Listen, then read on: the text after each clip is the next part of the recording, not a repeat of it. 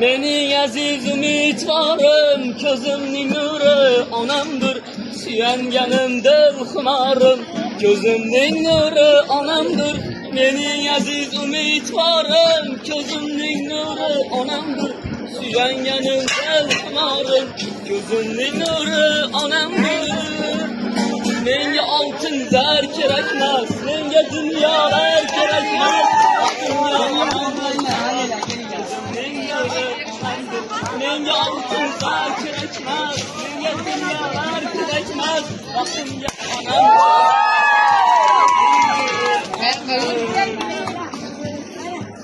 yonginamdan hech jilmagan, allalabni bilmagan, hech kimlardan kam qilmagan. Ko'zimning nuri onamdir, bunda tilagim bedor, onajonim rahmating yuzlaringizli onam bor. Ko'zimning nuri onamdir, ko'zimning nuri onamdir.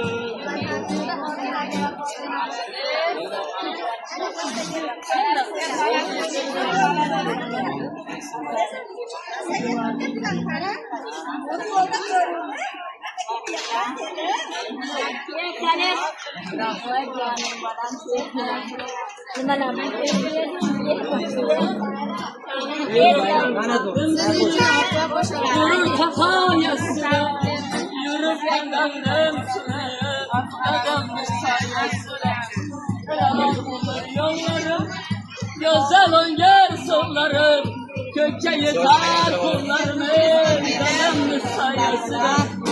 Düşmende har bulmadım, dostlarga zor bulmadım, yaşadım hiç olmadım. Dadamın sayesinde, dadamın sayesinde, dadamın sayesinde. Dadamın sayesinde.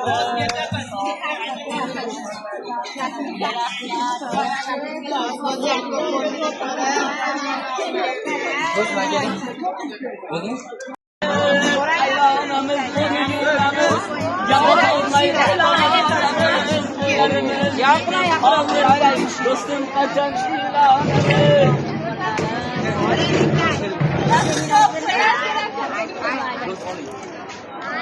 Odamlarga yoqaman deb qancha urindim. Qon o'tinni yoqaman deb qo'lim kuydirdim. Bugun o'chmas haqiqatni yetib tushundim. Meni onam suyganidek suymadi hech kim. Yor mehrini qozonay deb bo'ldim ovora. Do'st mehriga ilinay deb chaldim nog'ora. Boshimni urgancha urdim, anglab tobora. Meni onam suyganidek suymadi hech kim. Dardlarimdan o'chganlari o'chmadi dildan. Men kimga zor intildim-u, zor kuydirdim-da. Olam bermagan mehrini topdim onamdan. Meni onam suyganidek suymadi hech kim.